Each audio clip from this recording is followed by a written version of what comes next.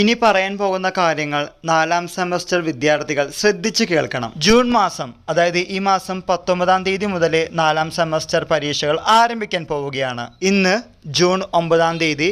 ഇനിയുമുണ്ട് പരീക്ഷയ്ക്ക് 9 ദിവസം. പഠിച്ചു തുടങ്ങാത്തവർക്കും പഠിച്ചവർക്കും എല്ലാവർക്കുമുള്ള സമയം ഈ 9 ദിവസം കൊണ്ട് തീർക്കാവുന്ന കാര്യമേ ഉള്ളൂ നിങ്ങളുടെ സെമസ്റ്റർ പരീക്ഷയ്ക്ക് വേണ്ടത്. എങ്ങനെ നമുക്ക് നാലാം സെമസ്റ്റർ പരീക്ഷ അല്ലെങ്കിൽ യൂണിവേഴ്സിറ്റി പരീക്ഷകൾ ജയിക്കാം എന്നതിനെക്കുറിച്ചുള്ള ഒരു വീഡിയോ ഇന്ന് വൈകിട്ട് നമ്മൾ അപ്ലോഡ് ചെയ്യുന്നുണ്ട്.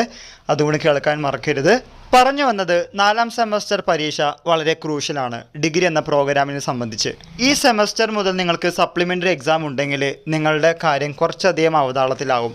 ചിലപ്പോൾ 1 വർഷമോ 1.5 വർഷമോ അധികം എടുക്കാൻ സാധ്യത വളരെ കൂടുതലാണ് ഡിഗ്രി പ്രോഗ്രാമിൻ്റെ. ഇപ്പോൾ നിങ്ങൾ വിചാരിക്കുന്നുണ്ടാവും, ബാർകോഡ് സിസ്റ്റം അല്ലേ, റീവാലുവേഷൻ കൊടുത്താലും പെട്ടെന്ന് വരും.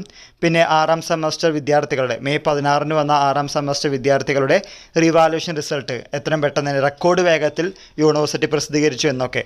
വിദ്യാർത്ഥികൾ ശ്രദ്ധിക്കേണ്ട കാര്യം, അത് 6-ാം സെമസ്റ്റർ പരീക്ഷകളുടേതാണ്.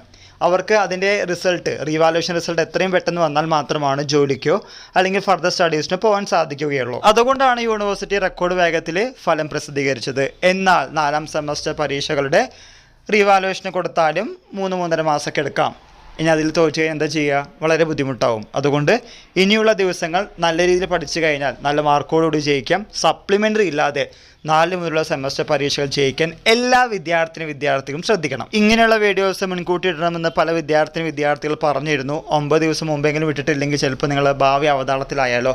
അതുകൊണ്ടാണ് നമ്മൾ വീണ്ടും ഇടുന്നത്. അതുകൊണ്ട് പഠിക്കാത്തവർ പഠിച്ചു തുടങ്ങുക, പഠിച്ചവർ റിവൈസ് ചെയ്യാൻ മറക്കരുത്. കൂടുതൽ അപ്ഡേറ്റിനായി കാത്തിരിക്കാം. എല്ലാവർക്കും ഒരിക്കൽ കൂടി നന്ദി, നമസ്കാരം.